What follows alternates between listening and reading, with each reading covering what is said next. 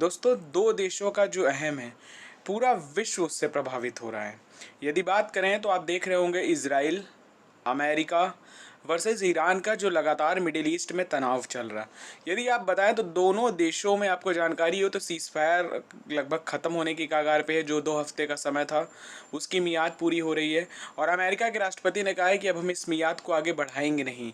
अगर स्थिति इसके साथ साथ है कि अमेरिका के राष्ट्रपति ने कहा है कि शांति वार्ता भी का दूसरा दौर भी पाकिस्तान की राजधानी इस्लामाबाद में आयोजित होने की संभावना है और ये दोनों निश्चित तौर पे भारत पूरे मिडिल ईस्ट के लिए सुरक्षा के यहाँ पे इंतज़ाम किए गए हैं। साथ ही यहाँ से हो सकता है शांति की उम्मीद हो। इसके साथ ही उपराष्ट्रपति जो जेडी वैंस है उनके भी पाकिस्तान में आने की संभावना है। यहाँ तक कि अमेरिका के राष्ट्रपति डोनाल्ड ट्रंप की भी संभावना है कि वो यहाँ पे आएंगे। इसके साथ साथ यदि बात करें तो डोनाल्ड ट्रंप ने लगातार कहा है कि सीज़ फायर अब आगे नहीं बढ़ाएंगे।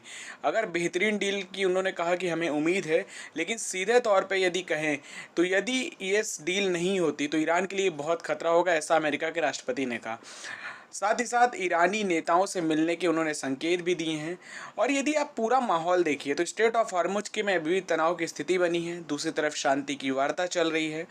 तमाम कोशिशों के बावजूद भी स्थिति बहुत सामान्य नहीं है। इसके साथ साथ ईरान के जो कार्गो जहाज को अमेरिका ने जब्त कर लिया।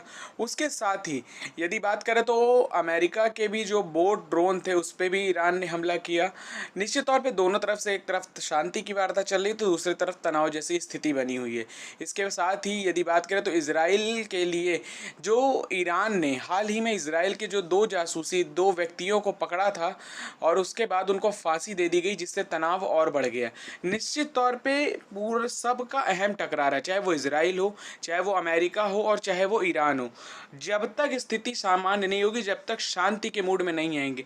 और ईरान ने भी अपने 10 सूत्रीय जो प्रस्ताव थे, जैसा कि हमने इसके पिछले वीडियो में यदि नहीं देखा हो तो आप देखिएगा, जो है उसको पाकिस्तान को दिया है। और उम्मीद दोनों तरफ से की जा रही कि शांति वार्ता जैसी स्थिति बने, लेकिन तनाव अभी भी स्ट्रेट ऑफ हॉर्मुज में बरकरार है। तो इस चीज़ को ध्यान रखिएगा। बस उम्मीद ये की जा रही है कि अब स्थिति सामान्य हो, अन्यथा पूरे विश्व पे इम्पैक्ट तो खराब पड़ ही रहा है। तो ध्यान रखिएगा इस चीज़ को आप।